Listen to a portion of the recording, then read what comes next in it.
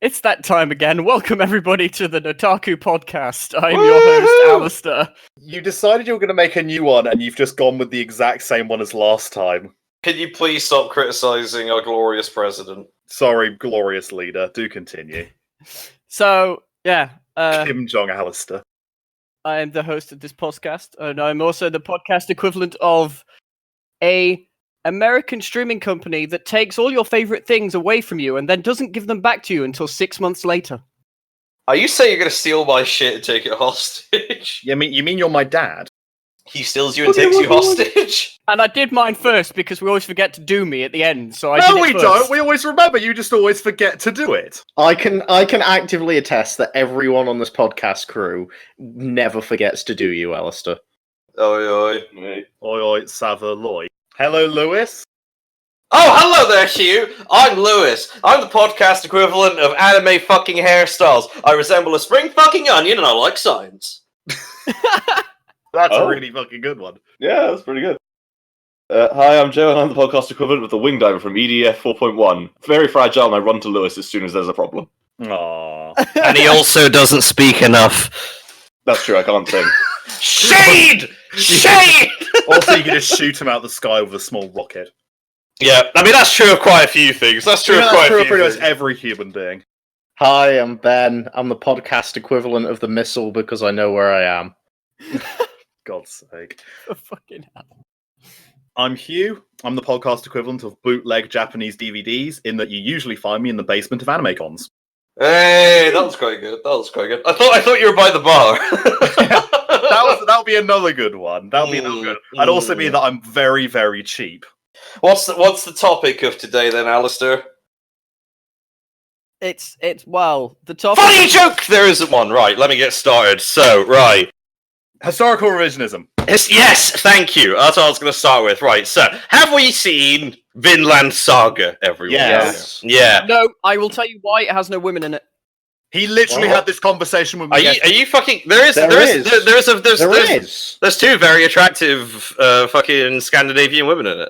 Yeah. Literally, this is the conversation me and Alpha had yesterday, where we were going through this season. I went, "Oh, Vinland Saga's really good," and he went, "I wonder why I haven't watched that." And then there was a good silence for about 5 seconds. He went, "Oh yeah, there's no women in it." There's literally women in the trailer and the OP and like what? And the fucking son's a little bitch, so you can just pretend. Alright, so for those of you who don't know, i.e. Joe, literally, it is Vikings. Vinland Saga is in... When Erik Leifsson went to America, he named it Vinland. So it is about a bunch of Icelandic, Greenlandish, Faroe Islanders, etc., all being Vikings in a time period accurate 10th century North Sea area. It's really good. It's really good. It fills some of the gaps during history, doesn't it? Yeah. So for example... there's actual characters. There's Erik Leifsson, who was the first European to ever go to the Americas. I remember him from SpongeBob, yes. It's never spoken what he actually did in America. In this version, he says that he met and traded with the natives, which is how he proves his position. Which is Viking code for raped and pillaged.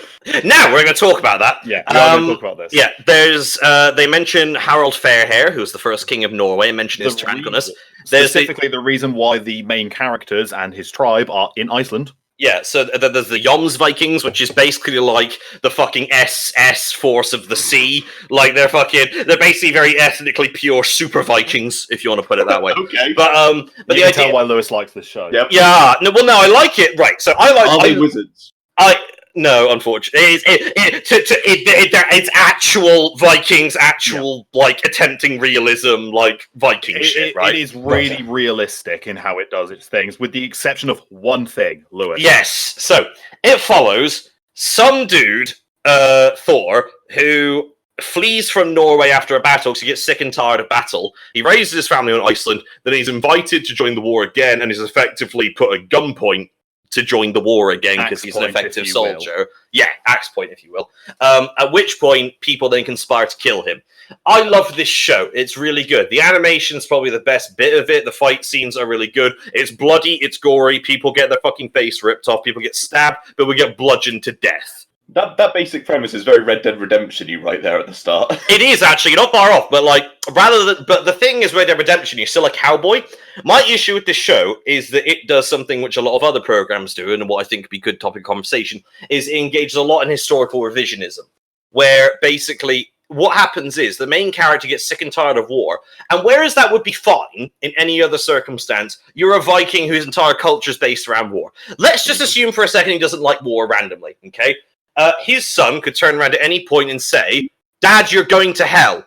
Not in a sort of oh shit, if you don't do this, then your soul's... No, actual, I'm telling you as a fact, father, you're going to hell, I'm not, because I want to kill people. If you do not die in battle, or having been of wounds in or whatever, so many battles or whatever, you do not go to heaven. You do not go to Valhalla. You spend eternity in the pits for being a coward.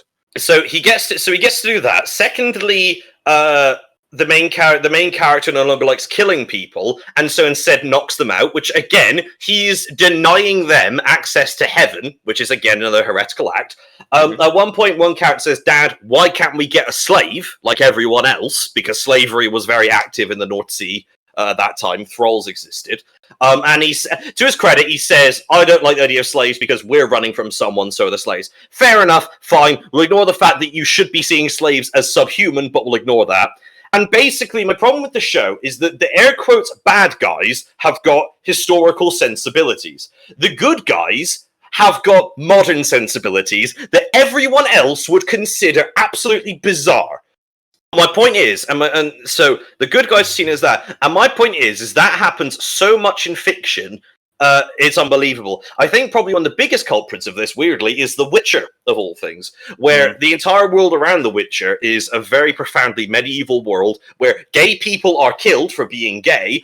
However, Geralt of Riviera is seen as a very positive, heroic character in some of the routes because he has modern sensibilities that he couldn't conceive of, like humanitarianism, which just didn't exist until the 18th century.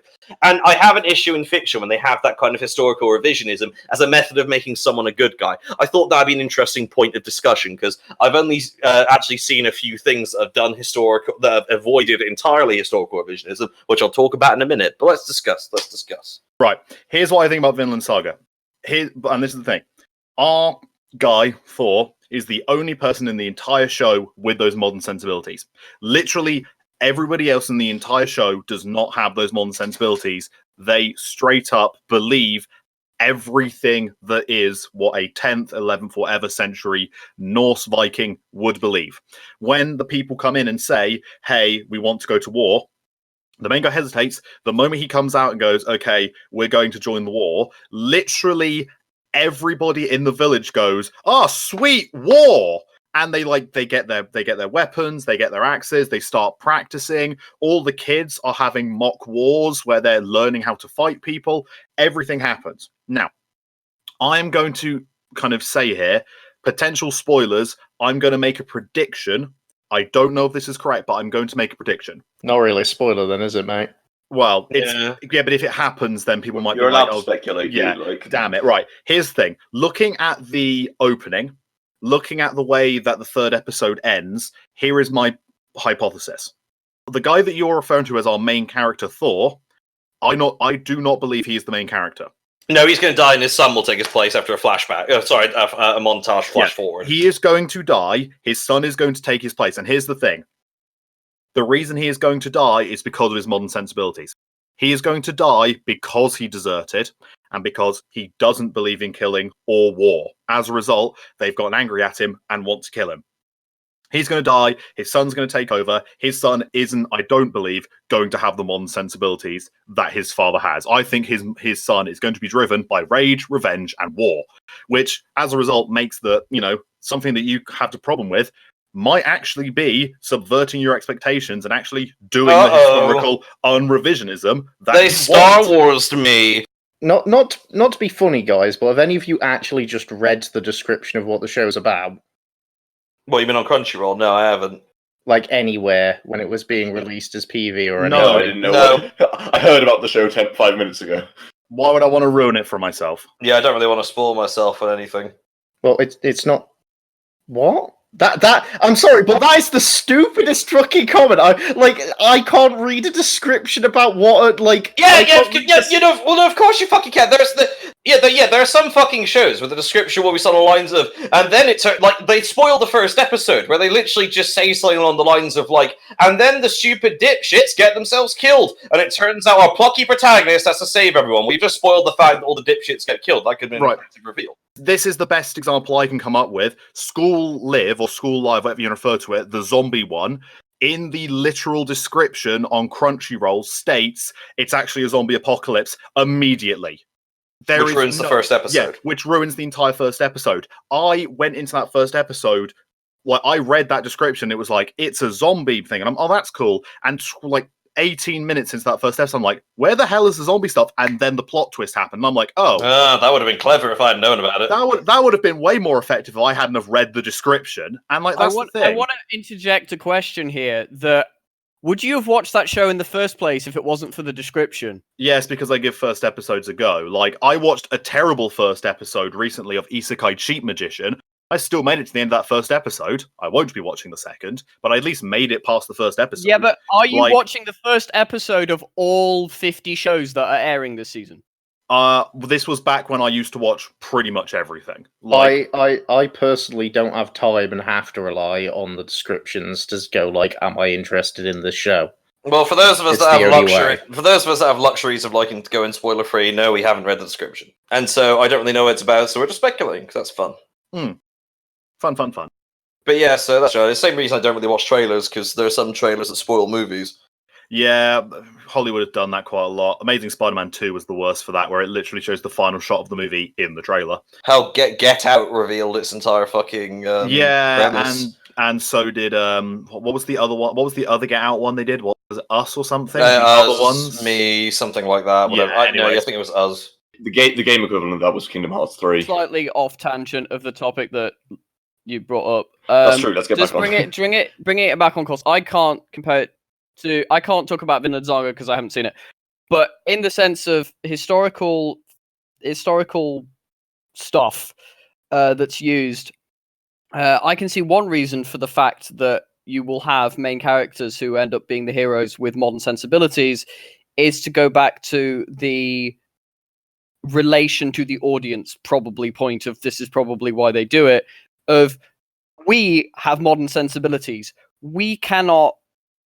Most people won't be emotionally be able to connect with someone who they think is morally unjust, and they can't imagine them being the hero if they're behaving like a Viking, let's say, and slaughtering everybody because they think they can go to Valhalla. So they have to give the hero modern sensibilities because we, the audience, have modern sensibilities, so we can identify with them. That's probably why they. I get what you mean. You can't sympathize with someone who supports slavery because to him it's not slavery. You know, it's you are just recruiting people in your fucking society. You can make an interesting story about it though, and that's kind of half the point, isn't it? Oh, I mean, well, Shield Hero quite literally has the whole subplot of the fact that he's kind of fine with slavery now, even though he's kind of not, but he is. But there we go. I've really got to stop talking about Shield Hero. Yeah, it's dead. It's gone, dude. Like, yeah. I mean, Hugh, you keep saying it's crap and you keep bringing it up. That's because it keeps on having ways that I can be like, oh my god, I can bring up this crap show again. Huh. So obviously, as I haven't seen it, when you say Thor is our main character, how much is screen time dedicated to Thor and his? Like, do we cut away to the other tribes and the other people a lot, or is it literally not a lot? No, not a lot. It's mainly him and his son. You do get some POVs of Eric and of some of the other Vikings, but the lion's share of the time has been from Thor, and I can't remember the name of his son. It's Thor something's perspective. I can't remember. We'll learn it very later on, I assume. I mean, I am assuming here that no one has also watched, the opening to the show. Yeah, we've seen the opening, I literally said I had. Yeah, he said that's what he based this prediction on. Yeah, that's why I said I literally based my description on this. Oh, yeah, sorry, I missed that bit. Yeah, no, we're talking, and we're talking. Yeah, and there's going to be some kind of time skip because his dad will die. That's what we reckon. Yeah, that's what I literally think is going to happen. That's what I'm saying. That is another massive spoiler problem with openings, isn't it? It's just some of them when they give away the story. Openings do the major problem with characters where they want to shove every character in the opening, so they'll shove in here's all the characters, but then they'll shove in a character prominently in the opening that appears in the last episode. Dora did quite a good job of that because it's kind of got villain of the week format. Like Jojo does that quite well as well. Like villain of the week format. So like, and here's your villains of the week, and like it's like check them out before we even get there. Have a look at him. Isn't that cool? That dude's got a shark. It's just like One Punch Man with the original opening of Star Dude with a knife. Yeah, Star Dude with a knife against fucking cream. I will now offer. I was going to offer up what I think is a good example of something which handles historical revisionism very well. Which is not even something set in the past. It's one set in the future. It's Fire Punch, where it's a everything goes medieval. It's a post-apocalyptic society with slavery, mass amounts of rape, and both responses to that from the characters who do both are like, no, it's a part of our religion. It's fine as long as you're procreating with a woman to produce a child. That's fine. Does that make sense based on Fire Punch's world? Yes, they need more people. Does it make sense to have slavery? Yes, they need more people in this horrible situation. Okay, so that kind of makes sense. And suddenly, Agni doesn't have the perspective of a modern day person. He doesn't think the slavery is necessarily good or wrong. He just fights it because he's like, it feels like I should, not because it's like it's wrong for slavery. Like he fights it. But it doesn't help that literally every character in Fire Punch is insane. Yeah, everyone's insane, yeah. Agni loses his mind, but there's so many, medieval themes in that about, feudalism, rape, the rights of kings, the rights of women compared to people, and every character's got the right way where they literally describe people as firewood, where you are subhuman. The reason that they can get away with it is because they convince themselves these aren't people, and that's the way most medieval societies rationalized all the murder and raping and pillaging by saying, these people aren't people. Because that's the only way they can avoid the empathy. Yeah, that's all. Just a good example. But the thing is, if they, for example, I can kind of see why. I think there's if you look, I think different forms of medium probably have different levels of this stuff. I can definitely see in a form of medium that has to be displayed on television. There are things, and we've seen it happen in the past with various different shows. You've seen it with Shield Hero, you've seen it with Goblin Slayer, you've seen it with all of these shows, of when something happens in these shows that we to this day think is morally wrong, people complain and diss the show, which is probably why they don't want to jump into the deep end and risk doing that sort of stuff and displaying the main character in such a light, because as you saw with Goblin Slayer a while back, you have one goblin rape scene and it alienates your audience. It alienates your audience and people get angry. The same with Shield Hero. I mean, Shield Hero to a different extent, to the point of people got angry at the fact that it was showing a situation of the character wanting to go back into slavery. Well, no, it was the thing people would get angry about. That was pissing annoying, though. The people who were actually getting what people were getting angry about was the fact that they showed somebody being falsely accused of rape. Yeah, I remember that. And that's well, how can you say that? How can it's like this whole thing of why are you doing an example of a woman falsely accusing somebody with rape? This is bad. We got to talk about this shit. It's important. Yeah, and it's like as soon as you do something that's slightly controversial, you get an entire group of the audience that will completely alienate you and hate your thing and diss you, and that's the society we live in nowadays. Of that's what happens. However, anime is slightly different in the sense that they don't really care as much about the Western audience; they only really care about the Japanese audience. Which is in many ways a bit more prissy. Well, I mean, yeah, they mostly care about the Eastern Tokyo TV network, but I think you're quite right there, Alastair. I think it's no coincidence that those two examples you gave were kind of isekais, where the main point of them is projecting yourself onto the protagonist. No, it's an interesting point, Alastair, because fucking everything that you said is about fucking isekai, which is all about author. Goblin Slayer, to be fair, you are still projecting yourself onto a generic D&D protagonist, I'd argue. Which is the ultimate self-character in the ultimate generic self-character, which means that, it's hard to empathize with a character who is a rapist by anyone's stretch of the imagination, and most of the Vikings in Vinland Saga would be. I think you can potentially, tone it down a bit. You can have it where it's, occasionally mentioned, but you can essentially turn it down, because I get the feeling our main character is going to be like that, because that's how he's probably going to have been raised. He is quite happy. He has asked his parents, hey, can't we just get a slave? And, he's completely fine with just, breaking people's hands and having massive fights, because that's what he does. He is a Viking. Just a cheeky finger bash by the longbow. I mean, like, it's just. I think it's a problem with, as you say, modern sensibilities growing up with it. Because go back 30 years, Berserk, 1970s, like that had no problem with doing the rape scene, doing the complete total murder. It had someone being sold off for a sex scene. We saw plenty of that, and it's just people have gotten soft, I reckon. Well, people have got a bit soft in the mass market era, but as well as that, you're not to an extent, you're not supposed to project yourself onto guts. No, God, no! I wasn't saying it was. No, I know you're not saying that. I'm saying that Berserk gets away with it because it doesn't need to be afraid, because you're not supposed to like guts. Sorry, going back to a point you just made, I wouldn't refer to people as getting softer. I'd say that because, like you're saying, modern sensibilities, people's sensibilities and thoughts have just changed. Like, as we get older, as a society grows, we just naturally get more inclusive because the world grows bigger and more people in. I mean, the 1950s, the 1960s, you look every single, 10 years and you look at, the major milestones people make, go back 30 years and tell someone on the street gay marriage is legal, they would not believe you. Yeah, exactly, Hugh. This is the sort of point I was gonna make after this. Is you turn around and you take someone in the 50s, 40s, in our grandparents' sort of era. If we were one of the people then, and we turned around and said anything from 2019 sort of way of gay marriage is acceptable, there shouldn't be segregation. There shouldn't be segregation between people of different colours, and you'd have been turned around and you'd have been laughed out of the house and all the stuff like that. But there were people like that. So I'm not sure why it should be any different in a medieval setting that far back, when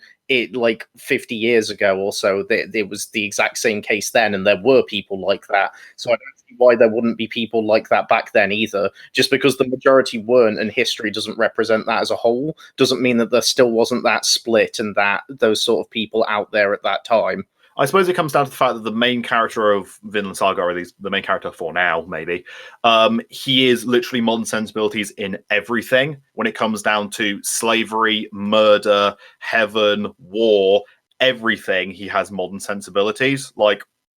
You'd think that he would have There's always been pacifists and stuff throughout history, those that don't want to do war. I was saying, yeah, you're definitely right. The people definitely did exist back then with those sensibilities. Well, at least these things do. Problem is, they were never people in any kind of position of power, which is why, as you say, it doesn't show up in the history books at all, because they got laughed out of the throne room. Yeah. And that's the problem. Our main character Thor is in a position of power, from what I've been hearing. He's the leader of a village, and he would never attain that position with sensibilities like that. My point is, with that sort of they were pacifists, is the fact that the pacifism point is fine because right, is the thing, right? The slavery point is fine because he is oh boy, we're running from the people who try to catch the slave, therefore I have kinship. What I don't get is why he's I suddenly got tired of war, or you shouldn't fight my boy, or things like that. There's never an adequate explanation as to why he's throwing every belief in the face. If there was something and then I saw my daughter and thought about her getting raped, as a genuine comment, that'd be okay, that's pillaging. But there needs to be another explanation as to why he's fine with his boy not fighting, because his boy's not going to heaven. Well, it's one of those weird ones, because the whole point is, why do you not want to fight anymore? I had a kid. That's it. There's no major event. Okay, having a kid is a major event, but it's one small event that makes him change his entire philosophy. But here's the thing, Hugh, it isn't. There's even the scene where she gets born. There's a scene where his daughter gets born. That's what I'm saying. He has a kid, and that's what caused him to change his idea. No, I'm saying, but it shouldn't have had such an impact, because we even had a scene where the daughter got born, and his attitude was, "You stupid woman, make me a boy next time," and leaves. Which is sensible. It's like back in Dororo episode 1. You'll have another. Yeah. I'll say, don't worry, you'll have another. Understand politics. We don't understand politics. Make me a boy. So he very clearly didn't He says that the girls when it started to soften him up, but I just needed more. I honestly think he's next episode, he's going to get stabbed in the back of the head. The boy's going to take over, and we're going to have that historical accurate show that you absolutely crave. Yay! And I will say, just in terms of these 3 episodes, I know this might be sacrilege as far as you're concerned, Lewis. I do think from the 3 episodes I've seen, if it carries on at the same pace, at the same quality that it's going on with, this might give Dororo a run for its money for best of this year. But Yeah, you might be right. only if it carries on the same pace it does. I know this is like hard to say because it is only 3 episodes in. I'm gonna have to wait and sit on it. I watched this thing literally like at the beginning of the week, so I've had a good few days to sit on it, and I still think it's excellent. Is this going to be a 12 or 24 episode season for it? It is, yeah. It's good. It is 24. 24. Okay. Yep, 24 on Amazon by Wit Studio. The last quarter of Dora began to annoy me anyway, when everyone was like, there's a moral dichotomy about him trying to get his body back, and I'm like, no there fucking isn't! Can you give a single shit about any of these people? You tried being blind! Yeah. Now you stab the zombie shark. Yeah, just like, it's like, oh man, but he's gonna become a demon if he gets his legs back. So fucking what? These people took his... anyway! These people made a deal with the fucking demons! Fuck it! Get Rapidash! Go murder them all! I like the fact that it is literally like, okay, he's gonna turn into a demon if we're not careful. I'm like, there's like 6 out there! There's like, 12. Oh no! It's like, oh, if I There's kill 12 demons that took that particular deal. There's way more than 12. Yeah, it's like, oh no, it's like the Batman thing, isn't it? If I kill a killer, the number of killers in the world stays the same. Not if you kill like 20. Yeah, not if you kill like 12. Come on, man! Come on, writers! Not if you kill at least 2. Yeah, exactly. Yeah. Now you're reducing it. Like honestly, in the first instance, yeah, it's not going down. But you know, you turn around, you take your gun, you put it at another person. Boom! Now we're getting less. It's did anyone else see the end of Dororo? I haven't finished it just yet. I am like 2 episodes off. Fair enough. Ben? Not finished it. Fair enough. I shan't spoil. Let's like continue with our lives. I've been watching it slowly. I'm very much enjoying it. Let's continue our discussion. The ending, I think's odd. Not good, not bad, just odd. Fair enough. Yeah, it's not. It's a 1960s manga. They all have odd endings. Well, this is definitely not the ending to the manga. I'll assure you of that. Yeah, but it's just odd.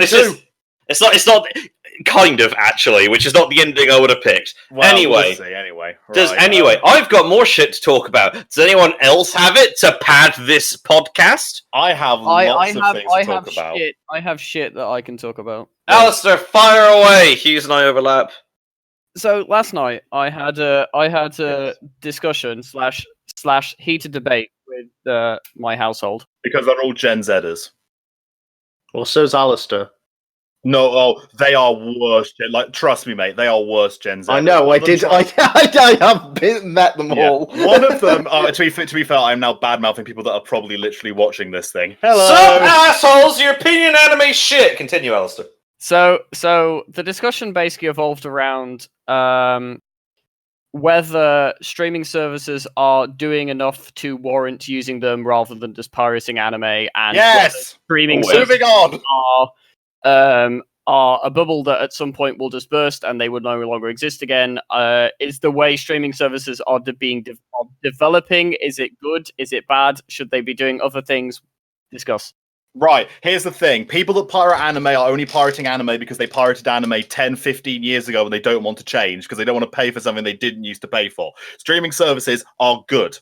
People really complained when Netflix and Amazon Prime stuck their toes and they were like, oh my god, the market's getting saturated. They don't damn know what a saturated market is. If the most streaming services you've got to use in order to get your anime is 4, I'm sorry, that's not saturation. That's just a healthy environment. I loved it when Funimation and Crunchyroll had their partnership, which meant that I didn't have to subscribe to both of them because that essentially saved me a bit of money. I don't really watch dubs as much as I watch subs, means I can subscribe to Crunchyroll and watch it all subbed, and I don't have to worry about Funimation. The moment they split and Funimation turns up, my response is, okay, I've just got another streaming service. Yes, I am having to pay a bit more money for it, but at the end of the day, this is not the worst thing in the world. It is not like looking at electricity companies, insurance companies, all of that in the marketplace. Where it's like, how many of these do we have? We've got literally thousands.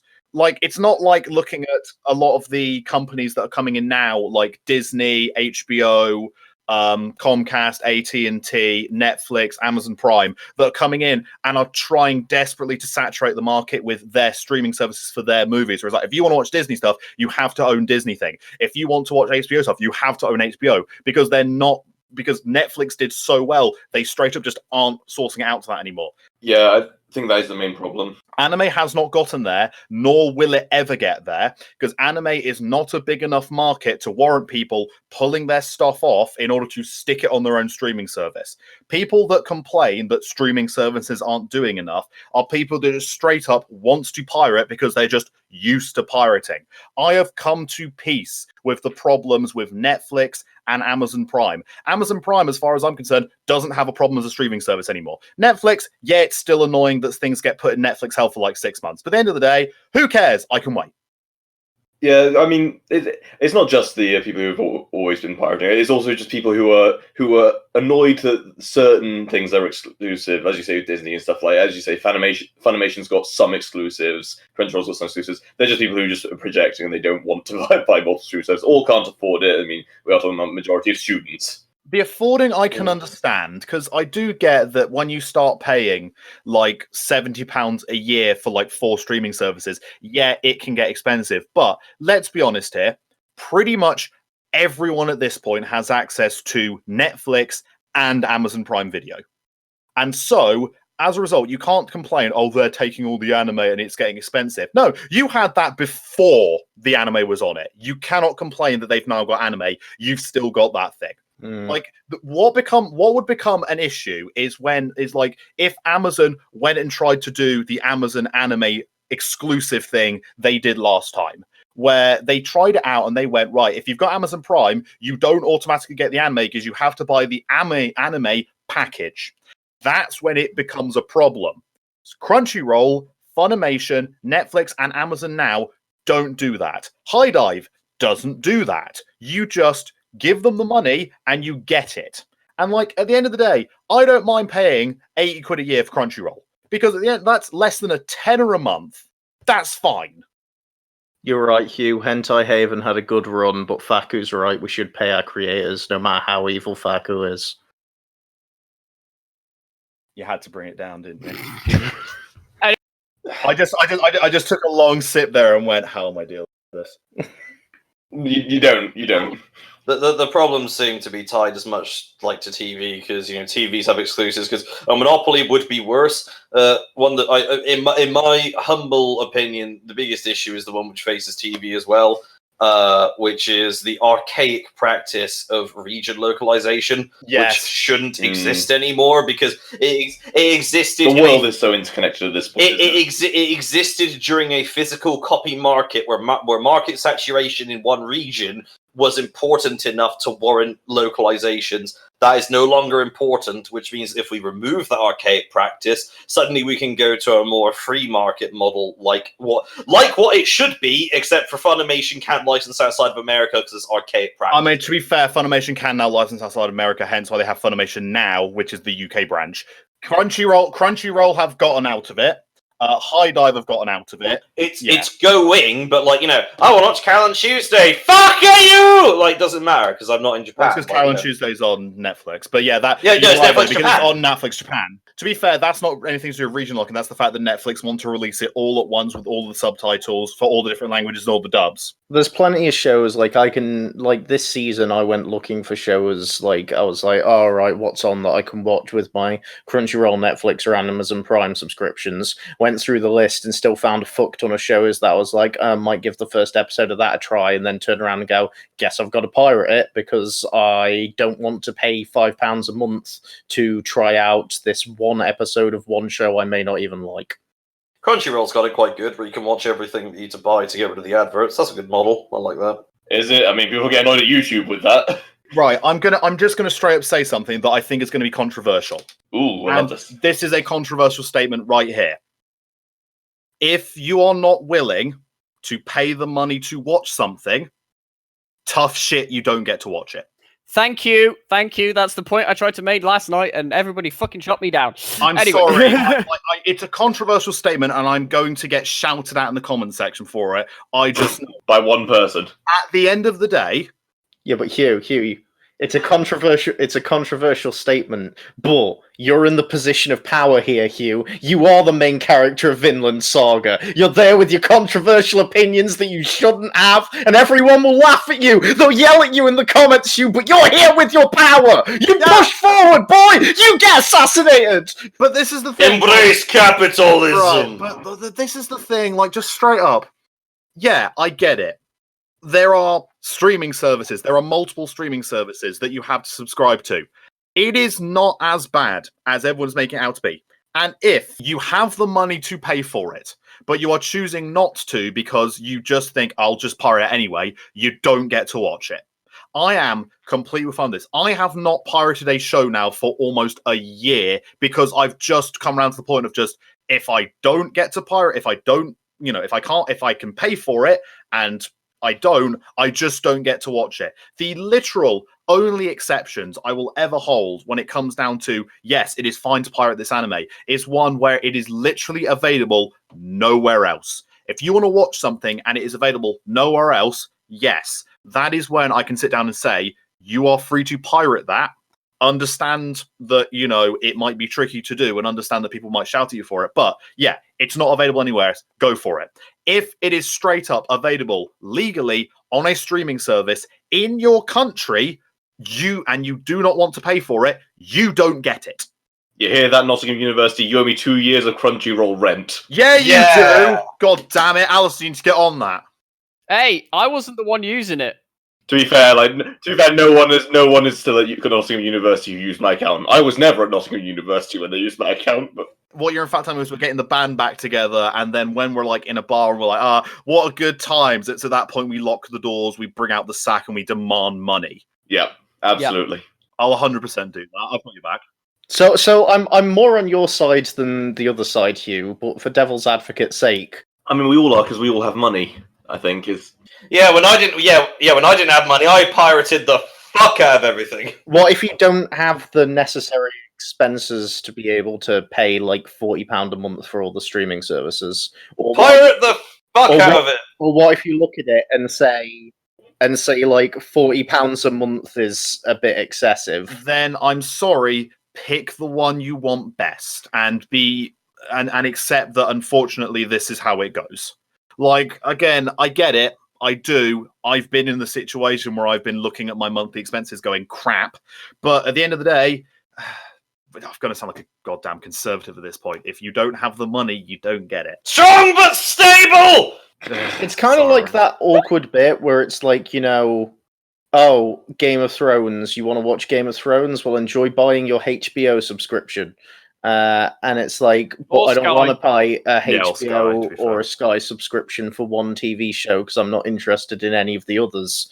And it's then enjoy your no show. Well, you get to wait until the DVDs come out. Right. Well, here's the thing: you don't put money forward, you don't get anything. That is how everything works. It's like if you walked into a shop and you picked up a barbecue or whatever, and you just go to walk out and say, hey, you can't, what are you doing? And you turn around and go like, oh, no, I don't have the money to pay for this, but I want it, so I'm taking it. Like, if you can't pay for it, as crap as that might sound, you don't get it, unfortunately. Yeah, but pirating that one show when you buy everything else and there's just that one show. There's the devil in that show, my boy! Is that not the same as you get one of those, like, free samples of a microwave pizza at Asda when you're walking around? Right. It's more like you walk into Asda literally every single week and take the exact same pizza off the shelf. And they're just like, he's back again and he's taking the same damn pizza. I have dealt with a lot of I did actively go to Asda just to get the cheese and meat samples and then leave. But the thing is, at that point, that's a trailer. You get to watch a trailer, that's fine. But I think it's weird. I think people have a weird thing about piracy.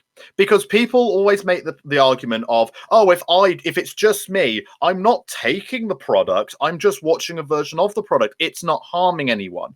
And I can, again, occasionally see points, but at the end of the day, if everyone has that mindset, then we end up with anime in the early 2000s where everyone's pirating it, and as a result, the entire anime system within the West is just seabed of like, did you watch this? Yeah, I watched it on this website, and nothing can get through. You can't sell DVDs. It's like, why would I buy it on DVD? I've already watched it. I can already pirate it. And as a result, anime in the West just stagnates like hell before streaming services turn up and revitalizes it.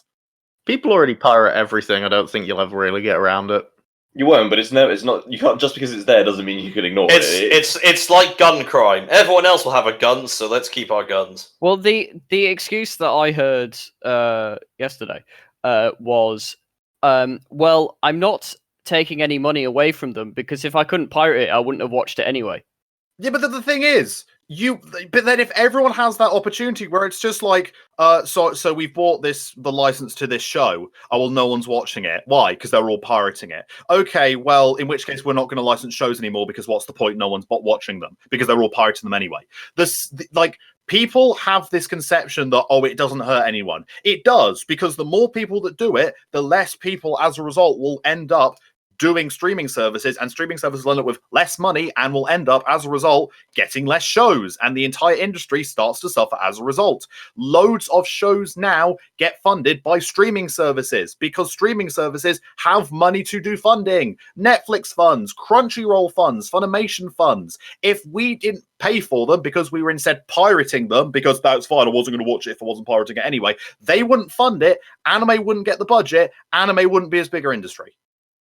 And back to your previous point, Ben, of the you don't want to pay for a month's subscription to something to see, like, for one show if you don't like it and stuff like that. I mean, what would you rather have to buy the entire box set of something to watch it and then find out you didn't like it just to try it? 1 month is nothing compared to that. It's sort of the thing. It's the downside of streaming services of the way that TV's turning that way, in my opinion. Because, like, I buy a TV license because, then I can watch shows and I can watch an episode and go, oh, yep, don't want the episode, don't like that or whatever. Or I watch adverts on channels like Channel 4 and stuff for that exact reason. And it's like, if there was a method for stuff to be shown like that, like it's aired in Japan, I think this would be less of an argument in the West. It's almost as if you watch trailers for it. Yeah, but trailers aren't the same thing. But you've just said that you know whether or not you want to watch a TV show by watching the trailers. No, by watching the show, I said, like watching a first episode of a show or whatever. But again, you're paying for you're either paying for a subscription service or you're watching the ads. TV, or you're paying the TV license. Or some channels you can watch for free, like Channel 4, for example. No, you can't watch Channel 4 for free. You have to pay a TV license if you want to watch. That's in England. Yeah, and we are in England. Yeah, but this is a problem in America as well and stuff like that. It's just an example. Can I just interject something here? There is actually a solution for those people who don't have money. It's called, you can watch stuff on Crunchyroll for free, but you can only watch it 1 week later than everybody else and with ads, but you can still watch the shit for free. Which is a good model. Which is a good model and system, because it's what a lot of big YouTube companies does. Like Ruby used to be aired a week after on YouTube. No, they don't air it on YouTube. They just don't air on YouTube at all. No, it's not aired on YouTube anymore. But Rooster Teeth has its own premium system where they do the same thing. If you want to watch it, you can watch it a week later, or you can pay to be a first member. But there we go. But no, I don't know. And High Dive gives you the first episode for free anyway. Yeah, so you have a chance of watching it. Streaming services are calling on to a lot of these arguments about pirating. Like, they know what people's arguments are. I just think the problem is, people see TV shows and see movies in a completely different way to a lot of the ways that they see other products. A lot of people would, like, I know it's the old advert of, you wouldn't steal this, you wouldn't steal this, wouldn't steal this. You wouldn't steal a bear! Yeah, I love those old Blockbuster ads. You wouldn't shoot a policeman. And you wouldn't take a shit in his hat! And then give it to his grieving widow! Let's do it again! But the thing is, people, like, straight up, that was an old advert. And it's true, though. Like, you wouldn't steal a car, You wouldn't steal a house. You wouldn't steal this, that. Well, you wouldn't steal a You house. wouldn't goddamn. download a car. Sorry. Can we That pull one's a back to the classic. No, you would steal a house. You would absolutely steal a house. Sorry. Can we steal a house? Good stuff, Hugh. I said that, and I'm like, no, I'm stupid. I'm bringing my own thoughts back to me being an idiot. Or just you walking home and going, oh damn it, someone's stolen the house again. There's an old man peeking out the window with 500,000 balloons. So I just think, damn, I've been watching Disney again. But this is the thing. You wouldn't steal a movie. I genuinely think people have got it this weird in their. You wouldn't download a Badger. People have got this weird thing in their heads where they, for some reason, do not see film and TV in the same vein as other products because they see it as an entertainment device. Thing is, you buy everything else in life. You like a phone, a video game, this, that, the other. Yes. If you like it, you like it. If you don't like it, you spent your money, you don't buy it again, you don't put any more money into it, you stay away from it. People, for some reason, with TV, film, and games to a lesser extent, or a greater extent, depending on who you talk to, still don't see that as a thing. So like, oh, well, it's X many hours of my life that I might not like, and as a result, if I don't want to do it, I'm not going to pay for it. My response is, look, everything else in life you pay for. It's how the system works. If you want something, you hand over money and you get it. I am not going to walk into a shop, start eating a packet of crisps, put them back on the shelf and go, oh, I'm not paying for these, I didn't like it. I didn't like them. So I'm just going to walk off. But the problem is, I have dealt with those people again. People straight up do that with anime and with films and with other things, where they pirate and go, no, I don't like it, and walk off. Where I'm like, you would not do that with anything else, but you think it's fine to do it here because it's not hurting the creators, because it's not a physical product. It's because it's easy. That's why. It's easy and it's not a physical product, so people think it's fine. Where actually, it's the exact same system. Do we still have like Blockbuster or Love Film stuff? Does that still exist? That still exists. Blockbuster shut down.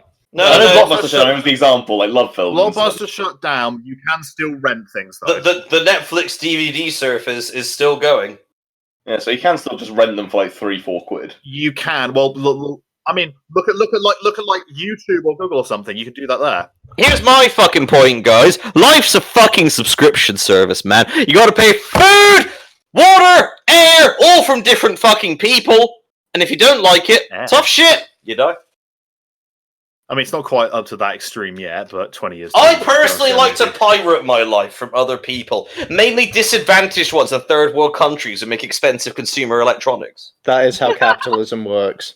That is how capitalism works. Ultimately, Oh shit! Piratism. Pirating is capitalism, Lewis. Piratism is capitalism. That's it. That's the title of the podcast. Piratism is capitalism. I'm going to bring it to another point. If no one else has got another point to make on this, Listen, I didn't think we were done. Oh no! Right, here's my. I will close off the argument in the way that Jerry Springer would comfort a poor woman who's just on her found face. With a golf club. with a golf club after she's found out that it's God. not. I thought mine was better. After she's found out that it's not her child. Poor kid.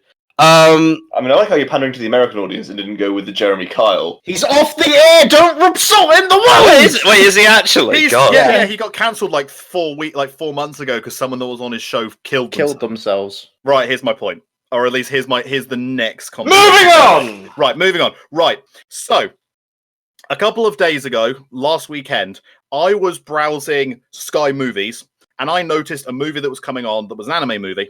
Train Your Dragon 3. Slaughterhouse Rules. I see Yes. you two are a man of culture. Slaughterhouse Rules was on there. No, it was something called like Luna Over the Cliffs or something. I wasn't sure about it. I'm like, looks a bit crap. I'm not really sure. Until I looked and noticed it was directed by the exact same guy that directed Devilman Crybaby. Yep, the mermaids. Suddenly I was interested. The basic premise is mermaids exist. Now, I say basic premise because I, while watching it, about 40 and 50 minutes in, realized something. This movie currently has no plot. And I had a thought. And I started thinking, and I realized this. A disproportional amount of anime movies have a premise, but no plot. Disproportional. Is that like inversely proportional? Or do you mean Disproportional. Do you mean disproportionate? Disproportionate. Do you mean Whatever. disproportionate? The oxide of disproportional. Whatever. That was a good joke. That was. I like that. But anyway, right. A vast, Good chemistry. like a ridiculously disproportionate amount of anime movies. Yeah, they don't have a fucking plot. Yeah. have no plot. They have a premise instead, and like there's a ridiculously large amount Discuss. of them. Like, right, that one, I'd argue Your Name for about the first half of it has no plot. It just has a premise. There's loads of just these random ones where I'm just like, hang on a minute, what's the plot of this? Like, Boy and the Beast does it, where I'm like, there's no plot. Fireworks. Fireworks does it. My favorite anime movie of all time, Wolf Children, does it. It's just got a premise. It doesn't have King a plot. Kong does it. Well done. Kong I mean, King it does. has it.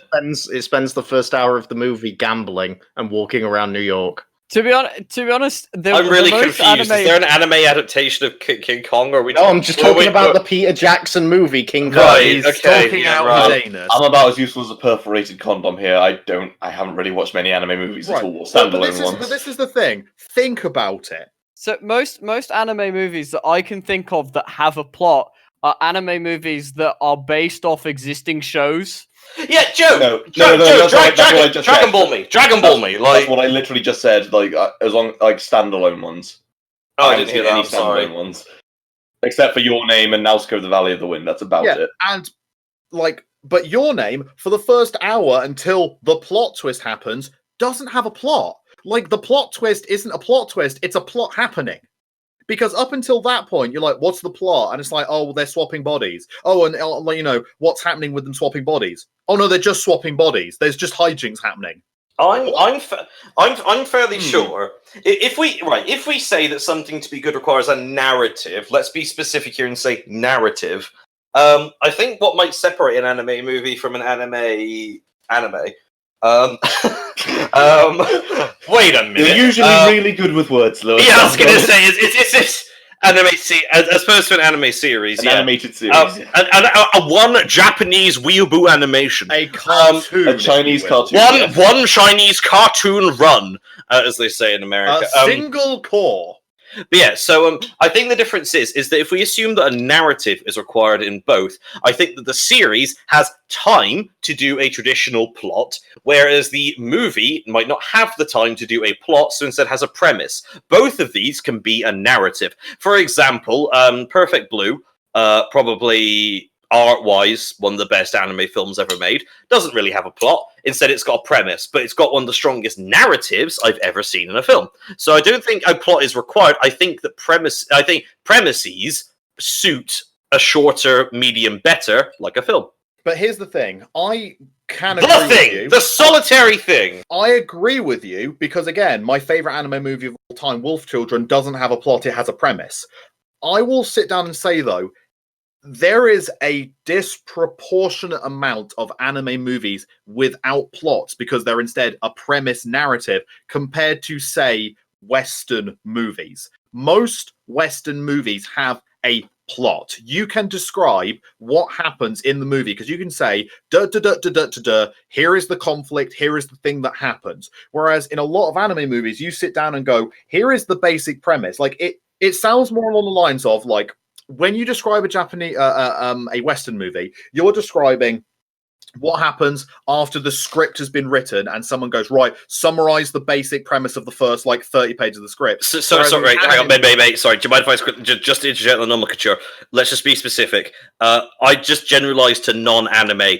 Every foreign film I've seen has a plot.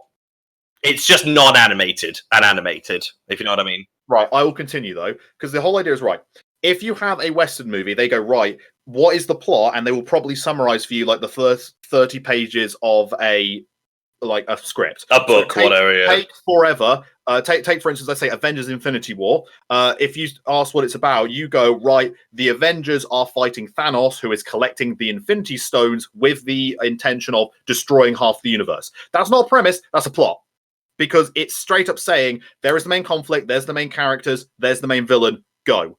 when we go for an anime movie and we ask what is the synopsis of this anime movie, vast majority of the time, what ends up happening is someone describes to you the first pitch in the pitch meeting, where someone sits down and goes, right, what's the plot of this anime movie?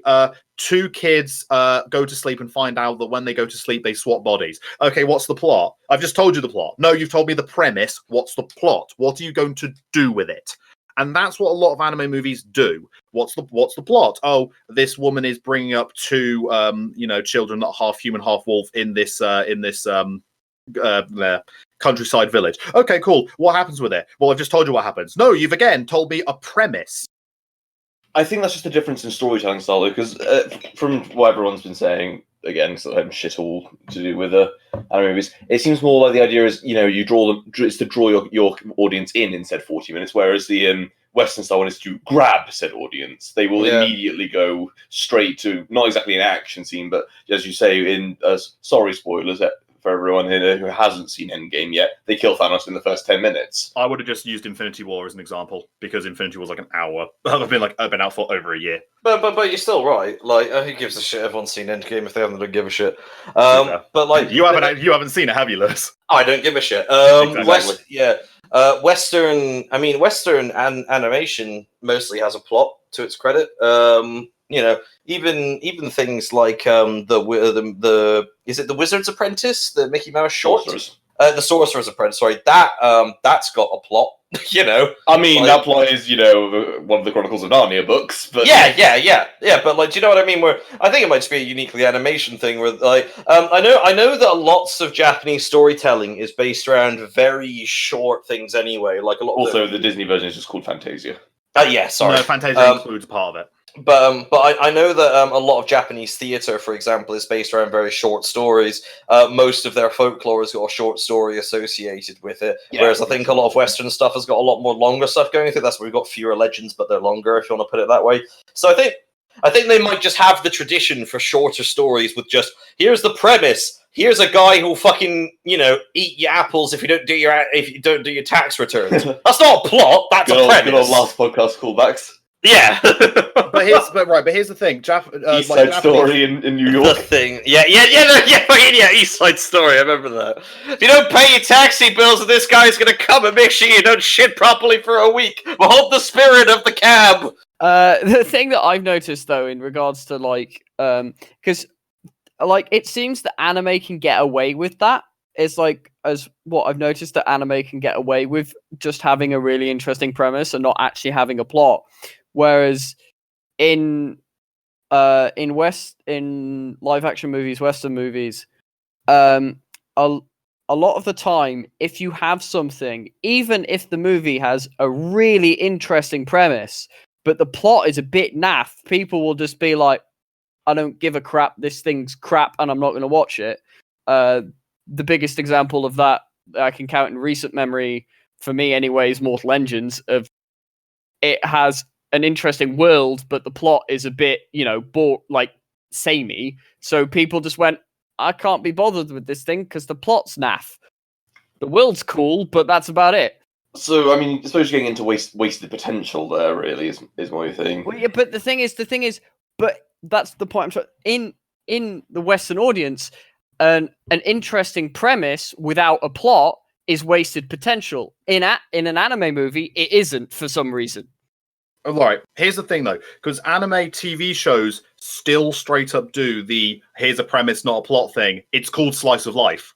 Because my favorite anime of all time, Non-Monburi, has absolutely no plot. It's a premise that they then just go with. And a lot of manga do that. If you have a weekly gag manga, of course you're not going to have a plot. You're just going to have a premise that you continuously move through. Psychic drama. Yeah. I think that's genuinely where it comes from. I think it comes from the idea that because manga is like the most common the most common piece of entertainment in Japan, I genuinely think people are just used to the idea of, here is a premise, go. And people don't expect a plot, because if they're reading their slice of life manga that's had 100 chapters and someone asks, so what's the plot? And they go, well, it isn't really a plot. This girl is this guy's senpai and she just messes with him constantly. That's it.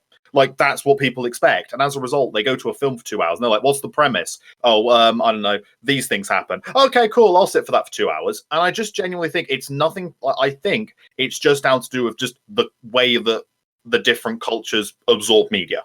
But then how did manga get that way in the first place? Because if we just take a parallel to Western media, comic books have plots. And it's, I mean, you know, it's difficult to compare things, but in all intents and purposes, comic books are a very similar form of media to manga. So comic books have plot. I think it's because there is a significantly less amount of comic books in comparison to manga. Whereas with comic books, it's like, here is a character, you are following the plot of this character. But again, I will argue again. I'd argue that most of these comic books don't have too many plots because, again, it's a premise you're buying it for, because you're buying it to see Batman. You're not buying it for, oh, I hear this plot bit's really interesting. No, you're buying it because it's the new Batman comic. If we're going to go with the superhero ones, I think that's a bit of a bad example because there's so many different circles for the same series for your Marvel and DC superheroes. Because there's so many reboots and rehashes and everything. That doesn't really happen with manga as much, does it? Because they're if you want Spider-Man, there's the Amazing Spider-Man, Superior Spider-Man, Spectacular Spider-Man, the Invincible Spider-Man. It literally goes on, and they just keep redoing it. So I think they have to run with a premise. They physically can't do a plot unless you're someone who, like me, who because it might just really get likes canned to go straight into them. Yeah, exactly. It might just get canned within the first 5 chapters, and as a result, nothing happens with it. I think it might be down to it. Well, that's also interesting. Bringing on to the point of, it seems that a difference also between Western media and anime and whatnot is that in Western media nowadays you can see this a lot.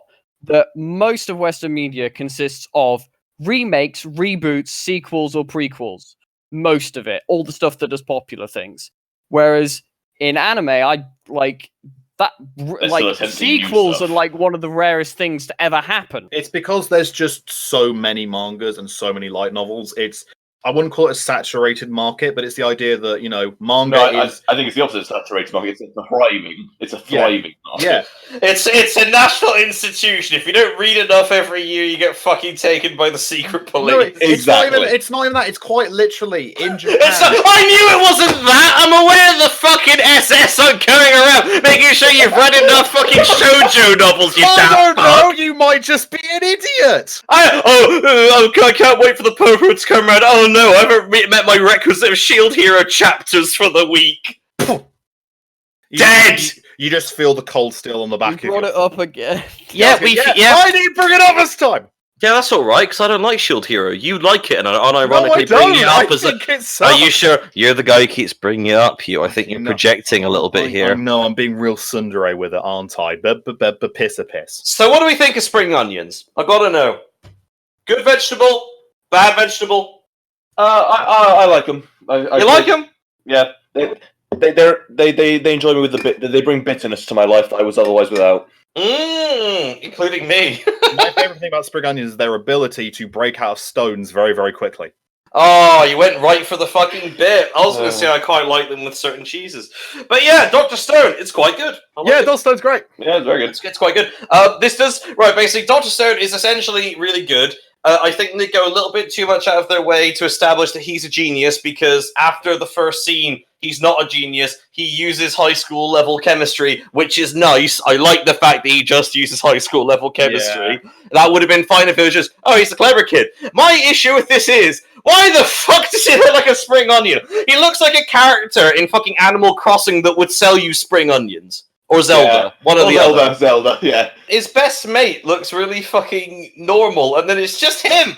It's just him. To be fair, they've all got weird bug eyes. He is a code. Yeah, but that's anime. Well, that's anime, whatever. But like, it's the fact that he just looks so. It's like, why? Because I don't like it at all. Like, he looks so weird. I think it's stylization, isn't it? It's like the fact it's the natural progression of the fact that anime characters have like pink and blue and green hair, and we just kind of went, oh well, that's what happens, and then suddenly a spring onion turns up. It's just one guy. I think it was the first chapter of the manga was released, and as it was a first episode special, they did it in color. But they needed to do the trope to identify which character was the main character in the classroom, and then they didn't. But the editors didn't realize that was going out the window halfway through the first episode. But they kept it anyway, so that's why he has green hair. It was originally just going to be an identifying thing, but then they killed everyone. Yeah, that'll do it. They could have made him black. Just saying. Thing is, though, anime hair is just a weird one. Like, I was watching. I'm gonna. Oh, thank God, that's what you said. Sorry. Yeah, Isekai Cheat Magician, which is what I watched yesterday. The main character's childhood friend has got a ponytail that defies gravity, where it's like the ponytail comes out the back, but it goes up like a good foot before it then starts going back down again. And I'm like, so how does that work? Do you have like a mesh inside of there that you've like weaved your hair into? Oh. Or do you have like, or your hairspray? Or Yu-Gi-Oh is the original form of that. Yeah, I was going to say, don't even. Well, the thing which I love about Yu-Gi-Oh is the fact that he will occasionally change into Yami, and people are still like, despite the fact that, damn, Yugi's grown fucking 3 feet, Yugi sees pictures of Yami and is like, who's this guy? He grows 6 inches. 6 inches! He doubles in height! No, he doesn't. He becomes like a normal person. And his balls drop about 3 feet. Exactly, and he becomes an ancient pharaoh, which I'm pretty sure gets really aroused by card games. Which I'm pretty sure gives him a fucking claim over the sort of north of Nile region, but we'll ignore that for the minute. I've been playing lots of Crusader Kings, I'm sorry. Does that mean if I walk into Egypt and I just throw down one of my Egyptian god cards, everyone's just like, well, the Arab Spring Mark II. Yep. Arab Spring Mark II, Obelisk Boogaloo. So anyway, Dr. Stone. Obelisk the tormentor. There was one moment where I broke down in the first episode, and it was just during the initial apocalypse sequence where they went to all the different countries and how only the Japanese and the English bit got subbed, and then as soon as it went to all of the other languages, it just dropped it. Don't care. Fuck it. And you're just like, I'm not even attempting that one. Before this gets way too detailed, we are probably going to be doing a summer anime podcast, and I don't want to say things twice. Fair. I'm not talking about the I'm talking about his stupid ass design. Like that. That's all. So can we keep it limited to the fucking design instead of the actual show, please? So anime hair is bullshit. Yes. Well, yeah. That probably stems from the fact that, as we said before, a lot of anime originally comes from manga, and manga is normally black and white. So you need funky, weird hairstyles to tell the characters apart. There's always reason behind it. It doesn't interesting. mean it doesn't mean it's any less, weird. It's the modern day equivalent of fucking Clark Kent's fucking fucking gate. It is. Well, that was something else. Clark Kent. On the plus side, can we at least appreciate that both me and Lewis have made flubs and have pulled ourselves back onto our own flubs? Yeah, to just fucking kill ourselves on it. This is the hill I die on, my grammatically incorrect I have hill. seen the mountain. Don't say jokes only we'll get. It's still a good quote. I mean, to be fair, it's like the Japanese equivalent of superhero costumes. They don't look good in real life, but they look good. Psyche K made a great fucking piss take about the fucking anime hair genre. That was a great joke. He literally makes it like Everyone work has because it. he's like, why? Because my hair's pink, I can't change it, and I think it's funny. And then again, spoofs can do spoofs. It's almost as if spoofs work. Yeah, it's just a bit. I mean, there's clearly a vestige of like the fucking manga era. But, like, it's just a bit odd. It is just a bit odd. Especially, that is the most egregious one. The Dr. Stone one is so egregious. It's especially when you've only got, at the minute, 2 characters. And it's like, just make him black. It's fine. If you really want to distinguish them, just, make him a fucking, like, African transfer student.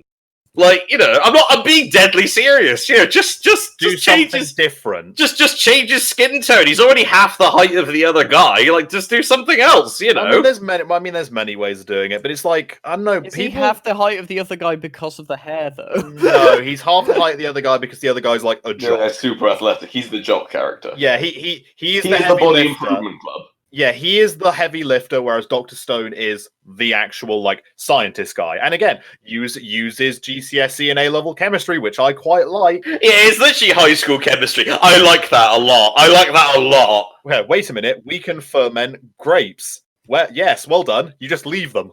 Yep, just do it.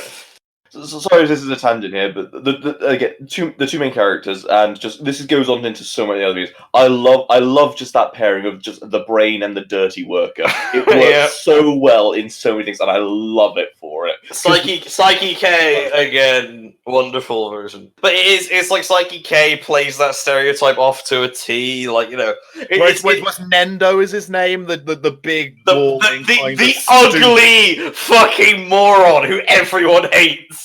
Yeah, except for when he gets one hairstyle change and everyone's like, ooh. Yeah, it's like Ornstein and Smo. There's plenty to go around. Like fucking, it's a good trope. Let's be honest here. There are certain tropes in anime that I'm like, that's just arguably a good trope, even if it is a trope. I'm like, a trope doesn't mean a bad thing. A trope is not a bad thing. A trope is something that was obviously successful at some point, and it can be successful for as long as it needs to be. It depends on how much that trope is used. I'd argue, and how well it's used, because I have found myself how well. It's never how much it's used. Yeah, well, because how much is used can cause the change in quality, because if you use something too much, the quality is going to dip because people are just going to assume they don't have to be as good at it. The argument I'd use is, for instance, the tsundere character, in that I still enjoy tsundere characters occasionally, but most tsundere characters are now just lazy, I don't like you, punch in the face. And I'm like, can I hop on that one quickly? I watched Toradora. I wanted to punch the little cunt in her fucking face. I cannot fucking stand tsunderes. Tiger for the first 12 episodes is a bad example of a tsundere, and then in the final lot of episodes becomes a good example of a tsundere. That's great. It's a really weird paradigm shift. I will never get there. That's great, honey. Well, I'd still think the best example of a tsundere I will ever come up with is Senjo Gahara from the Monogatari series, in that she continuously develops as a tsundere. I wouldn't even argue she's a tsundere. Is that the one with the scissors? Yeah, she is tsundere to begin with, and every time you see her, she has softened and softened and softened and softened and softened, and it gets just, it's a real obvious change every single time, because you can tell the passage of time is changing, and as a result, she is softened to him, to the point where in Suki Monogatari, he turns up to her house, and you see this hand getting thrusted at your direction. You're like, oh, he's about to get stabbed, and she just pops chocolate in his mouth, and it's like, so how is it? Is it delicious? And he's like, yeah, it's nice. And she turns around and goes, yay, and that's it. That yay is possibly the most adorable thing anime has ever given the world. I don't know. I like Kambaru's squeak. Do you remember that time when she admitted that she probably only got with him because she has a mental health problem? Good times. Yeah. Well, this is the thing. Like, she it won't last. Make them. Thing is, she literally says, make the most of the fact that there is an attractive girl with a mental health problem throwing herself at you. Hey, baby! Self-awareness. Yeah. Well, this is the thing, isn't it? Like. But then, there we go. I like tropes that are done well. I don't like tropes that are not done well. If it's lazy, it's lazy. It's like harems. Harems are lazy when they are just, hey, he's got a load of other people in him just because he does. Yeah, world, God only knows. Calm the fuck down. No, the world God only knows is a good example of harem. I'm kidding! But there we go. Like, okay. Like, To Love Ru is a good example of a harem because it plays it for jokes. The World Only Knows is a good example of a harem because it, again, uses it to subvert the genre. You look at a lot of the, like, modern harem genre, it just goes, why does this character like him? Because they do. Because the plot calls for it. And I'm like, bad example. Yeah. Isn't it coming down to that thing that we've always been saying? If it's good, people will like it. If it's not good, we don't like it. Yeah, I just generally dislike fucking indecisive bitches. I don't know how I feel about that. Alright, you asked for it! That was quick. I appreciated that, Joe. I appreciate that. Okay, yesterday on YouTube, Bandai Namco America was live streaming the God Eater anime for to celebrate the release of God Eater 3 on the Switch. It's a good anime. God Eater anime has nothing to do with the God Eater 3. There's one character that returns. It's literally just why Here, publicity! Here, publicity! Go! This require no effort. Be big, be strong, be animated biphotable. A character goes blonde at one point. It literally goes Super Saiyan. He does actually go Super Saiyan at one point. I I love the God Eater anime. It's got one of my favorite suicide scenes in all of anime. I'm not even kidding. Yeah, it's really good. It's brilliant. It's a really effective scene. I just wish that Unlimited Blade Works hadn't actually physically taken half its budget. Yes, that was it actually stole half its budget. To its credit, God Eater still looks very good. It does. As an anime, it looks very good. I mean, Limited Blade Works, kind of needed the money because, it did. No one's heard of the Fate series, so it needed some money to make sure that the fucking animation could make up for the lack of advertising budget. It's a dumb fucking concept. It's a reverse isekai. It's been done before. But the God Eater anime is actually pretty good. It's got a pretty good fucking leg infection to death scene. In my mind, one of only 2 examples in fiction I can think of a proper infection wound killing someone. I'm assuming, Joe, you're not just you've brought this up not just so we can talk about the God Eater anime. You have a point to make. No. I was just trying to avoid the argument. I literally just said. I just like the God Eater anime. So it's a good anime. I've literally never watched it. It's a really good tie-in anime, actually, because it ties into a lot of the game characters. The plot's really sensible, and it's well structured. It's actually it's just a good anime. It's got enough background, like proper background in jokes and stuff that if you're a fan of the series, you see it and appreciate that. But it's just a straight up good watch, like by itself. And it was my introduction to the series. Actually, I hadn't played the game, so I knew of them. It was just really good. I still remember when they went Super Saiyan. I remember, I was sat next to you. I went, "Yay!" I'm so happy. The one super trope that had to happen. It's really good. Yeah, it's good tie-in anime. There's not many good tie-in animes. Maybe Fate Zero for that fucking gacha game you play. What's it fucking called again? No, yeah. Fate Grand Zero. Order. Oh, Fate Grand Zero. That's a really good. That's actually a pretty good opener into the series. In which case, I have got a genuine final question / point to make because I thought I'd start today with a brand. Choose carefully, warrior. Which is a brand new segment, which is a little question to get us going. I haven't figured out a name yet. Section by get us going. Do we refer to? Have you sent this segment through the Nottaku podcast committee? I am the committee. And as the editor and the committee member and the uploader, yes, I've sent it through the committee. By get us going, I assume we're talking about it's absolutely erections, Lewis. Lewis, don't worry, it's absolutely erections. Yeah, thank you, Joe. Jesus Christ, do you ever feel like there's only one person around here who gets you, Crane? No, right. What I I one meant person who is, gets me going. I thought I'd start a new little segment where one of us brings a little interesting question just to the podcast, just so we can have a little chat, just, about something to do with our own anime watching. And I thought I'd bring this question, just an interesting one. What is the weirdest or strangest piece of anime merchandise that you own? Australia. I had that answer to give to whatever you asked, and I said I was going to say it, and then you said the question, and I was like, well, all right then. Fair enough. Do you want to go back to work now, mate? Yeah, fuck off, mate. Right. Weirdest. The weirdest, strangest, almost out there piece of anime merchandise you own. I own an Evangelion doujinshi which features tentacle rape, and none of the characters are actually in Evangelion. It was gifted me when I spent £100 to buy a box full of Evangelion merch. And quote the girl, I've got a doujinshi, you can have that too. She was very lovely. She lives in Australia now, speaking of Australia. It's not a good doujinshi, and the pages were suspiciously crinkled shut. So that last part wasn't entirely true. They were crinkled shut after I was done with it, not before. Oh, damn it, Joe. I don't know. I mean, which is the weirdest of your models that you own? I'm trying to think. I don't know. I've got the Kantai collection one. I've got plenty of Fate ones. All the Final Fantasy ones. Tales of. It could just be one that's out there and just a little bit not. Hang on. Yeah, one of your fucking Final Fantasy ones. Who is, for lack of a better term, the black dude you've got in one of your Final Fantasy ones? That's not strange. No, it's not strange, but I just remember the model because he's a good. Like they made him a good centimeter taller than every other model. I mean, no, I've got. Okay, so. I bought the Final Fantasy 13 set while ago because I have horrible taste in my first set ones, as Ben knows. But the one of them didn't come as part of the set, which I had to get separately, and it was at a reasonable price. So I thought it was part of the same set. It that explains it. No, because it's not Saz. It's not the black guy. Right. No, the white one. And this was I didn't see the tag because it was a Play Arts Kai one. This was a full 1/8 size model. That thing is like a foot tall compared to all the other ones. They're tiny. And I put it next to them. I was just like, well, I guess I've got a giant now with the others. And again, I don't know where I got it from because this is either a knockoff that looks really good, or absolutely someone stole this and was trying to sell it for dirt cheap. But it was massive.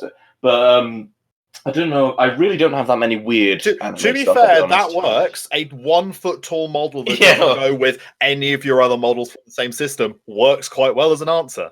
Benny boy. I don't really outside of just actual anime figures. I don't really have much anime merchandise, if I'm honest. He owns several models of a 14-year-old. Well, I've got models of Asuka from Evangelion, but I don't really think that counts as odd. No one's running like Joe. You're running with me today. No one else is fucking biting, man. I fucking despair for the future of this podcast. Trying. I'm fucking trying my best to liven things up by talking about underage models. Oh, I'm sorry. Is this not lively enough for you, Louis? No, it's fucking not. I'm not going, man. Is my Rang of the Bullets on? I spent over 200 quid on it, and it looks great. That's the weirdest thing I ever. No, the weirdest thing you is your fucking Cthulhu or Diamarid cosplay, which has now got which has turned to assless chaps since it tore up the odds. I thought you were going to say it's Diamarid cosplay that's currently in 3 pieces when I tried to stab you with now it. I have 3 answers. Or alternatively, Diamarid Spear, where Hugh stabbed me in the tummy, at which point my fucking defense skill activated and probably snapped the fucking thing into 3 pieces. When Joe came downstairs, Hugh looked the most sheepish I have ever seen him. Because I just broke something which I knew cost quite a bit of money. Because I was an idiot. Again, I will pay for that if need be. We have it on record, everyone. Dear. I now have 3 answers for. I mean, pick the one. For me, this isn't that it's weird or anything. It's just a bit kind of out there. I own phone. You know, the little phone chains you get. I own phone. You know, the little phone things you get. The Japanese, a lot. Yeah, they're really cool, actually. Yeah, they use more flip phones a lot, don't they? Yeah, I own, for some reason, a set of Neon Genesis Evangelion 3D phone case, phone kind of whatever you want to call them. Phone chains, whatever. Yeah, phone chains that are not particularly good and were only available in one place in the entire world, and that was a ferry terminal in Hakone. That is specific. Yeah, literally. I when I first ever went to Japan, I was in a ferry terminal in Hakone. I literally was like, okay, well, the ferry's gonna be here in 10 minutes, so you guys just wait for a bit. And I literally walked into a place and was like, I'm just gonna buy some water. I just turned around and saw an entire shelf of just Evangelion merchandise, because Evangelion has a surprisingly large presence in Hakone. And it was exclusive of these. It's everywhere, isn't it, Evangelion? Yeah, and it's the little phone chains. It's here's some Asuka and Ray phone chains. I'm like, yeah, I'll buy that, and I bought them. And so I have them in my room, and I'm these things come from one place, and I'm probably one of 12 people that own these. A guy went on holiday at work and came back with Japanese sweets, and some of them were just. What was her name? So, what his name? Or their name. Anyway, do go ahead. I'm listening. Well, he came back, and some of the sweets were just little Dragon Balls. And they were cool. But no one knew properly what they were in the office. And so I ate a bunch, and so I've got some Dragon Balls inside me. Please tell me you had 7. Oh, I didn't. I should have had 7, shouldn't I? You should have had 7. Damn it. If I'd have had 7, I'd have felt like an arse, because it was sort of take 1, let the rest of the office have some, and I had 3, so... I was half expecting you to say that you had them, but you've kept them shut, and they're still in your room, and they're 5 years old now. They're also probably not inside me, because this was 4 months ago. Man, you should have eaten the fucking 7 of them when everyone tried to attack you, just sort of chanting Kamehameha. I stopped not because I knew he could, but because I didn't want to find out. Yeah, I've seen the rest. There was the boxing comic. I quit. To be honest, I think, figures are kind of like a sensible thing. Depends on the figure. Yeah. And then you go, oh, cosplay is a thing that people do.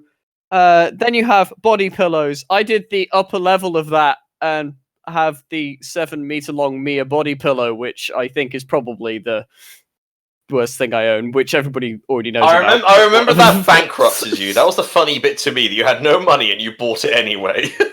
I straight up just want to hold this thing. Like, I've never seen this thing. The next time I come to Nottingham, I'm straight up coming to your house so I can hug this thing. But Why? also, Because I want to rub my face in your steam and stained pillow. I also would quite like to do the thing. Other weird thing that I own that I forgot about. I own a Oscar plug suit cosplay. Again from the same merchant who offered me all this Evangelion merch. It's under my bed. I meant to give it to Dave, but I forgot because there's no way I can fit in it.